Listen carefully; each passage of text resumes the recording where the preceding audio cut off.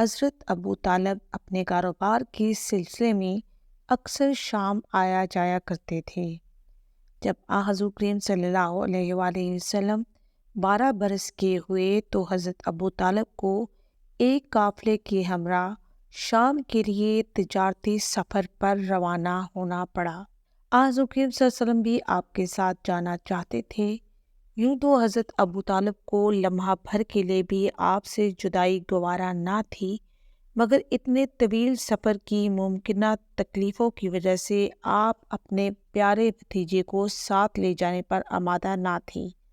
جب سفر کا سامان باندھ لیا گیا تو حضور کریم صلی اللہ علیہ وآلہ وسلم چچا سے لپٹ گئے اور ان کی اونٹنی کی مہار تھام کر ضد کرنے لگے۔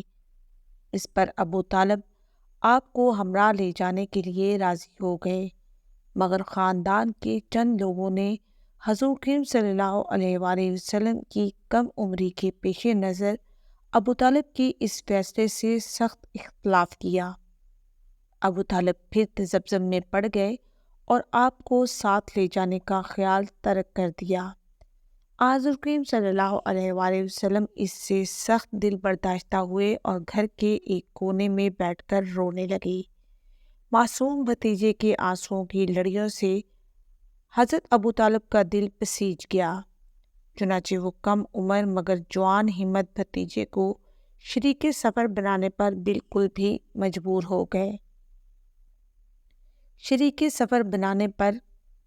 ہو گئے۔ یہ تاریخی کارواں بالآخر مکہ سے شام کی جانب رواں دواں ہوا۔ شفیق چچا رستہ بھر حضور کریم صلی اللہ علیہ وآلہ وسلم کی دیکھ بھال کرتے رہے اور انہیں کسی قسم کی کوئی تکلیف نہ ہونے دی۔ شام کے اس پہلے تجارتی سفر کے دوران حضور کریم صلی اللہ علیہ وآلہ وسلم نے مظاہر قدرت اور تاریخ کے بہت قریبی مشاہدے فرمائے۔ آپ کی طبعی عمر تو 12 برس سے زائد نہ تھی، مگر ذہانت اور فطانت خداداد صلاحیتوں میں آپ پختہ عمر دانشور نظر آتے تھے۔ آپ کا فطری تجسس اور ذوق مشاہدہ ہر ایک کو حیرت میں ڈال دیتا تھا۔ آپ پیچیدہ ترین معاملوں کی تہ تک پلک جھپکتے ہی پہنچ جایا کرتے تھے۔ سفر کی منزلیں طے کرتے کرتے یہ تجارتی قافلہ شام کی سرحد پر بصرہ کے گاؤں جا پہنچا۔ یہاں عیسائیوں کا ایک مشہور گرجا اور خانقاہ واقع تھی۔ گرجے کا نگران ایک عالم راہب بحیرہ تھا۔ اس گرجا میں ایک پرانی مقدس کتاب رکھی تھی جو وہاں کے راہبوں کے پاس مذہبی ورثے کے طور پر نسل در نسل محفوظ اور محترم چلی آ رہی تھی۔ راہب بحیرہ اپنا زیادہ وقت لوگوں سے الگ تھلگ رہ کر سوچ و بچار میں گزارتا تھا۔ وہ بہت کم گو اور زیرک عالم تھا۔ تجارتی کارواں نے بحیرہ کے گرجے کے قریب ایک سایہ دار درخت کے نیچے پڑاؤ کیا۔ عرب تجارتی قافلہ وہاں سے گزرتے ہوئے اکثر اسی جگہ پڑاؤ کیا کرتے تھے۔ بحیرہ نے آج تک ان میں سے کسی مسافر تاجر سے بات تک بھی نہ کی تھی، مگر جب حضرت ابو طالب والا قافلہ گرجے کے قریب اترا تو بحیرہ چھت پر بیٹھا انہیں بڑے غور سے تکنے لگا۔ بحیرہ نے دیکھا کہ کارواں میں ایک 10-12 سالہ لڑکے پر بادل کا ایک ٹکڑا چھتری کی طرح ہر وقت سایہ کیے ہوئے موجود رہتا ہے۔ جب یہ پراسرار لڑکا درخت کے نیچے بیٹھا تو ساری شاخیں مزید سائے کے لیے اس کی جانب جھک گئیں۔ بحیرہ کی آنکھیں کھلی کی کھلی رہ گئیں۔ اس نے اس نیک بخت لڑکے کے بارے میں اپنی مقدس کتاب میں پہلے ہی بہت کچھ پڑھ رکھا تھا۔ کیا یہ سعادت مند لڑکا وہی ہے جس کا ذکر اس کی مقدس کتاب میں موجود ہے؟ بحیرہ کی حیرت اور اشتیاق کی کوئی انتہا نہ رہی۔ وہ فوراً کلیسا کی چھت سے نیچے اترا اور اپنے عملے کو جلدی جلدی پرتکلف کھانا تیار کرنے کا حکم دیا۔ ساتھ اس نے اپنے ایک خصوص ایلچی کے ذریعے درخت کے نیچے رکے ہوئے تمام اہلکاروں کو گرجا میں اپنی ضیافت کی دعوت خاص بھی بھیج دی۔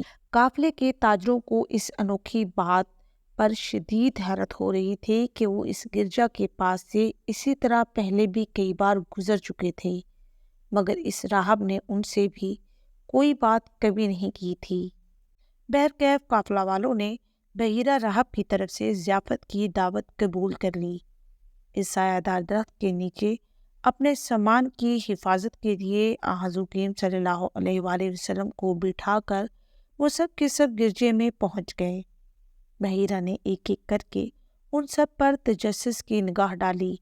حضور کریم صلی اللہ علیہ وسلم کو غیر حاضر پا کر بولا، میں نے آپ سب کو ضیافت میں شرکت کی دعوت دی تھی، مگر یوں دکھائی دیتا ہے جیسے آپ کے کچھ لوگ پیچھے رہ گئے ہوں۔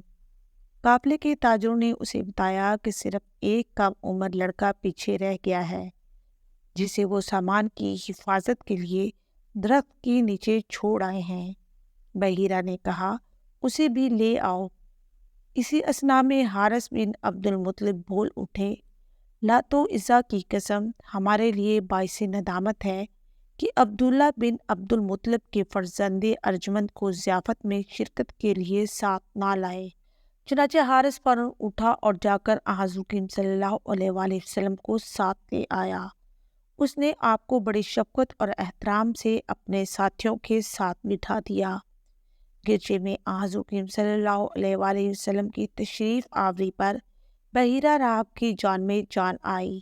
اپنی مقدس کتاب میں دی ہوئی نشانیوں کی روشنی میں اس نے آپ کو فوراً پہچان لیا اور تعظیماً کھڑے ہو کر آپ کا استقبال کیا۔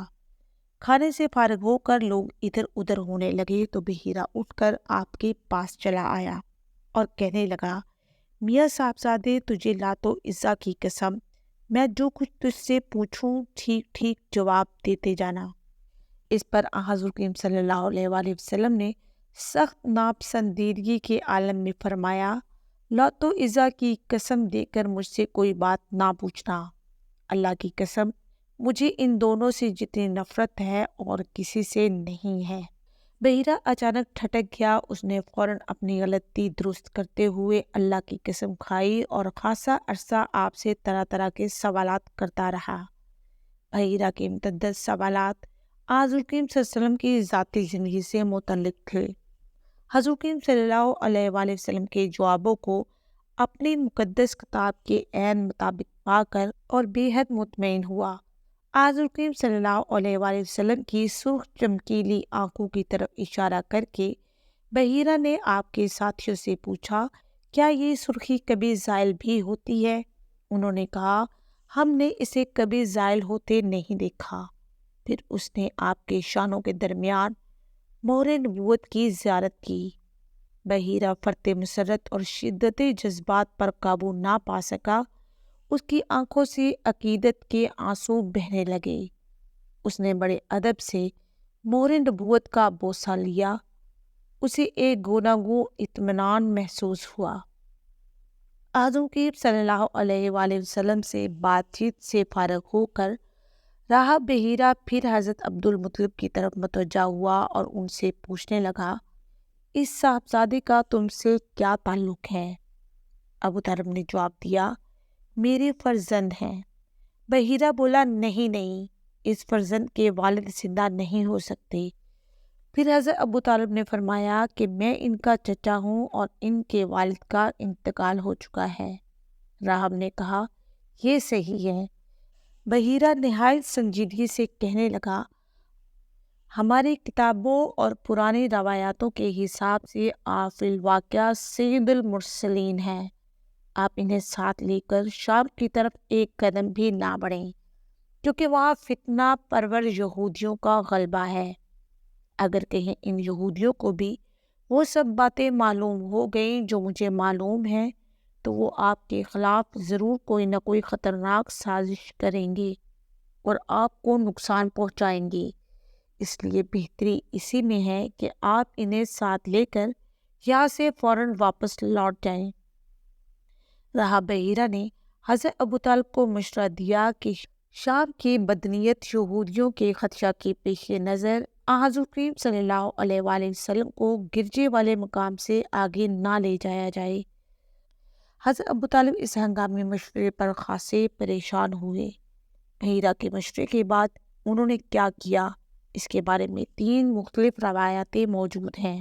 ایک روایت میں ہے کہ شفیق چچا نے بصرہ میں اپنا سامان تجارت جلدی جلدی اونے پونے داموں فروخت کر دیا اور وہیں سے حضور کریم صلی اللہ علیہ وسلم کو لے کر واپس مکہ لوٹ گئے۔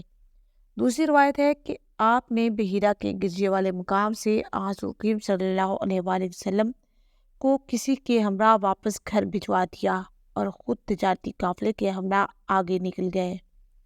تیسری روایت ہے کہ ابو طالب شام میں تجارتی کاموں سے جلدی جلدی فارغ ہو کر حضور کریم صلی اللہ علیہ وآلہ وسلم کو ساتھ لے کر مکہ لوٹ آئے۔ بہرکیف حقیقت واضح ہے کہ بحیرہ راہب کی پیشن گوئی پر ابو طالب خاصے پریشان بھی ہوئے اور محتاط بھی ہو گئے، مگر حضور کریم صلی اللہ علیہ وآلہ وسلم نے اس سلسلے میں کسی گھبراہٹ یا پریشانی کا قطعی کوئی اظہار نہیں کیا۔